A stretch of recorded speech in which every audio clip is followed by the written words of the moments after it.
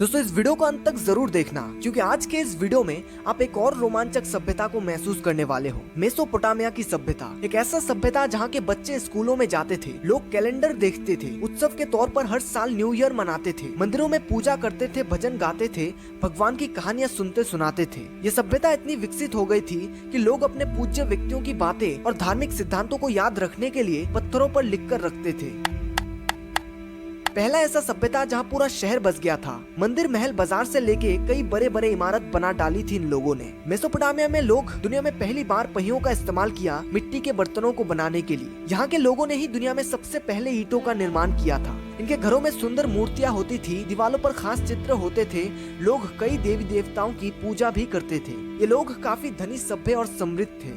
तो कैसी थी इनकी जिंदगी, क्या था इनका सोचने का ढंग, इनके देवी देवता कौन थे और इस सभ्यता का अंत कैसे हो गया, आइए सब जानते हैं आज के इस वीडियो में। दोस्तों इस सभ्यता की शुरुआत इराक की दजला और फुरात नदियों के मध्य क्षेत्र में हुई थी। मेसोपोटामिया का अर्थ होता है दो नदियों के बीच का देश। सुमेरिया, बेबीलोनिया और ओसिरिया इस सभ्यता के प्रमुख शहर थे। इतिहासकार बताते हैं मेसोपोटामिया सभ्यता की शुरुआत 5000 ईसा पूर्व में हो गई थी। आइए पहले जान लेते हैं इस सभ्यता की उत्पत्ति का इतिहास। दजला और फुरात इन दोनों नदियों के बीच के क्षेत्र में मेसोपोटामिया की उत्पत्ति हुई थी। हर साल इन नदियों में बाढ़ आती थी जिससे भूमि की उर्वरता में वृद्धि होती थी। हालांकि इस क्षेत्र में एक समस्या थी, बारिश की कमी। इसका मतलब था जब तक क्षेत्र के निवासियों ने नदी के पानी को काट कर खेत में यूज करना नहीं सीखा तब तक यहाँ पर खेती शुरू नहीं हुआ था। आइए अब सभ्यता के लोगों के दिनचर्या के बारे में जानते हैं। मेसोपोटामिया के लोगों का दिनचर्या अलग अलग होता था, मगर कुछ सामान्य दिनचर्या थी जो सभी लोगों के लिए साझा की जाती थी। चलिए उसे ही जानते हैं। मेसोपोटामिया के लोग आमतौर पर सुबह जल्दी उठ जाते थे। स्त्रियां घरों को साफ करते और सभी के लिए भोजन तैयार करते। वहीं पुरुष अपने काम के लिए तैयार होते और खाना खा के निकल जाते। साथ ही बच्चे भी स्कूलों में चले जाते। फिर दोपहर को सभी भोजन के लिए ब्रेक लेते। घर में सभी परिवारों के साथ इकट्ठा होकर भोजन करते। फिर दोस्तों और पड़ोसियों के साथ समय बिताते। फिर शाम को बच्चे स्कूलों से और पुरुष काम से लौटते। फिर परिवारों के साथ समय बिताते, धार्मिक अनुष्ठान करते और स्त्रियां भोजन पकाती। रात में एक साथ खाना खा के सब सोने चले जाते। आपको बता दें कि बच्चे स्कूलों में पढ़ाई लिखाई और गणित सीखते। फिर शाम को घर लौट के धार्मिक ग्रंथों और कविताओं का पाठ करते। एक सामान्य मेसोपोटामियन भोजन में गेहूं के आटे से बना रोटी, सब्जियों का सूप और साथ ही मांस या मछली भी शामिल हो सकती थी। और पेय पदार्थों में शराब को अक्सर पिया जाता था किसी भी त्योहार और समारोह के दौरान। आइए अब जानते हैं मेसोपोटामिया सभ्यता के अर्थव्यवस्था को। कई विशेषज्ञ मानते हैं कि सबसे बेहतरीन अर्थव्यवस्था का विकास मेसोपोटामिया की सभ्यता में ही हुआ था। यहाँ पर लेन देन इन सिक्कों से होता था। ये सिक्के कई प्रकार के थे, सोने, चांदी, लोहे और तांबे के भी। सिक्कों में देवी देवताओं, राजा और महत्वपूर्ण व्यक्तियों के चित्र होते थे। इससे हटके अगर कुछ अलग चित्र होगा तो सिक्के की वैल्यू ज्यादा नहीं होगा। सिक्कों में सबसे ज्यादा वैल्यू सोने के सिक्के का होता था, उसके बाद चांदी, लोहे और फिर तांबे का होता था। मेसोपोटामिया सभ्यता के प्रमुख विशेषताएं: कानूनों का निर्माण एवं उनका संग्रह। आज तक के खोज में बेबीलोनिया के शासक हम्मुराबी को ही दुनिया के प्रथम कानून निर्माता माना जाता है। हम्मुराबी ने सबसे पहले कानूनों का निर्माण कराया और साथ ही उसने उन कानूनों का संग्रह भी करवाया। एक पत्थर के स्लैब पर। स्लैब के सामने की तरफ हम्मुराबी को भगवान शमस, न्याय के देवता के सामने हाथ जोड़ता दिखाया गया है और वहीं स्लैब के पीछे की तरफ 282 प्रकार के कानून लिखी गई है। आइए इस पत्थर पे लिखी कुछ चीजों का मतलब बताते हैं। पहला, मैं हम्मुराबी, बेबीलोन का राजा, न्याय का राजा, जो दुनिया को खुश करता है, जो न्याय और समानता के लिए लड़ता है। मैंने इस पत्थर पर कानून लिखे हैं ताकि मेरे लोगों को न्याय मिल सके। दूसरा, यदि कोई व्यक्ति दूसरे व्यक्ति की हत्या करता है तो उसे मार डाला जाएगा। तीसरा, यदि कोई व्यक्ति किसी अन्य व्यक्ति की संपत्ति को चुराता है तो उसे दुगनी राशि का जुर्माना लगाया जाएगा। चौथा, यदि कोई व्यक्ति किसी अन्य व्यक्ति की पत्नी के साथ व्यभिचार करता है तो उसे मार डाला जाएगा। आइए अब मेसोपोटामिया सभ्यता के धार्मिक जीवन को देखते हैं। मेसोपोटामिया सभ्यता का धार्मिक जीवन बहुत ही उच्च कोटि का था। हालांकि इनके धर्म का कोई भी स्पेसिफिक नाम नहीं है। ये लोग अनेक देवी देवताओं को मानते थे। इनका मानना था हर एक चीज के लिए अलग अलग देवता होते हैं। इस सभ्यता के प्रमुख देवताओं में से भगवान शमस को न्याय, सत्य और दया का देवता माना जाता था। वह दृष्टि और प्रकाश के देवता भी थे। भगवान एनलिल को सभी देवताओं का राजा माना जाता था। वे तूफान, हवा और बारिश के देवता भी थे। भगवान नन्नर को ज्ञान, बुद्धि और कला का देवता माना जाता था। वे कृषि, पशुपालन और व्यापार के भी देवता थे। भगवान अनु को ब्रह्मांड का शासक माना जाता था। वे सितारों, ग्रहों और मौसम के भी देवता थे। इनके अतिरिक्त और भी कई देवताओं की पूजा की जाती थी। इनमें स्तर, प्रेम और युद्ध के देवी ताम्मूज, वनस्पतियों का देवता मर्दुक, बेबीलोन का देवता और अशुरा, अशुर शहर के देवता थे।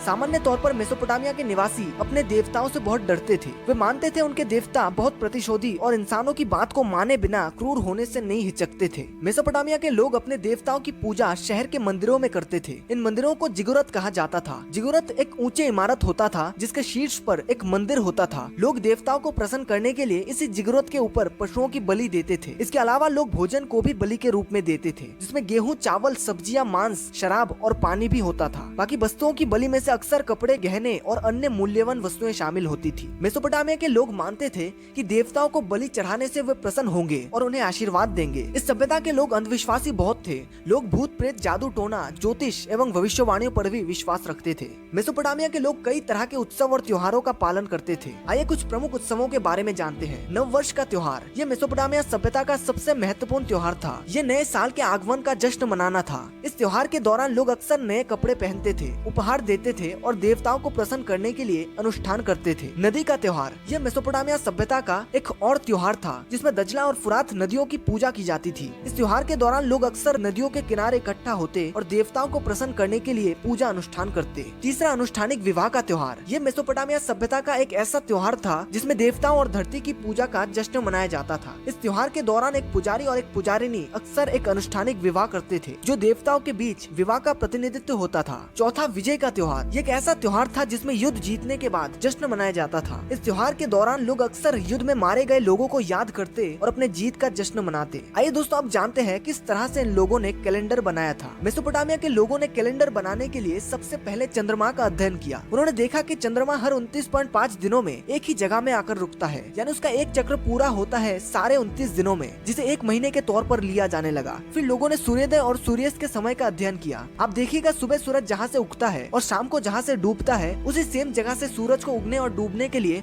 फिर 365 दिनों का समय लगेगा। इसी चीज को देखते हुए इन्होंने 365 दिनों में एक साल का गिनती कर डाला। मेसोपोटामिया के लोगों ने सूरज और चंद्रमा के हिसाब को जोड़कर एक कैलेंडर तैयार किया था।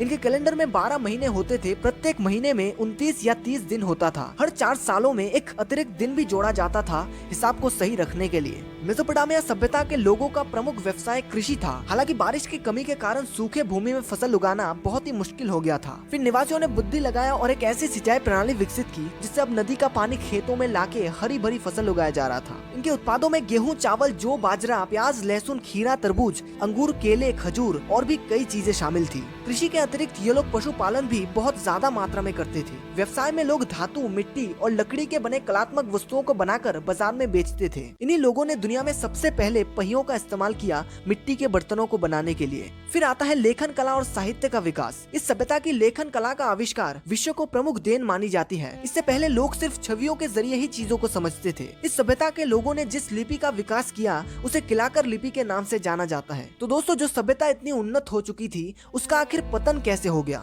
इतिहासकार इसके पीछे मेन 3 कारण बताते हैं। पहला, जलवायु परिवर्तन। मेसोपोटामिया में जलवायु परिवर्तन के कारण नदियों का पानी सूख गया था, जिससे सिंचाई प्रणाली काम करना बंद कर दिया और खेती बाड़ी खत्म हो गया। अब लोग भोजन और पानी की कमी से तड़पने लगे और धीरे धीरे इस सभ्यता का अंत हो गया। दूसरा, आक्रमण। इस सभ्यता में कई बार पड़ोसी शक्तियों ने आक्रमण किया, जिसके कारण सभ्यता कमजोर होने लगा और धीरे धीरे खत्म हो गया। तीसरा, आंतरिक संघर्ष। इस सभ्यता में अक्सर राजनीतिक प्रतिस्पर्धा, सामाजिक ऊंच नीच और धार्मिक मतभेद देखने को मिलता था, जिसके कारण लोगों में संघर्ष चलता रहा। इन संघर्षों ने सभ्यता की स्थिरता को कमजोर किया और उसके पतन का एक महत्वपूर्ण कारण बना। दोस्तों, याद रखना, इस सभ्यता का पतन एक धीमी प्रक्रिया थी। इस अवधि के दौरान लोग कई अलग अलग स्थानों पर चले गए। फिर समय बीतता गया और एक ऐसा समय आया जब ये सभ्यता पूरी तरह से खत्म हो गया। उम्मीद है दोस्तों आपको वीडियो पसंद आया होगा। नमस्कार।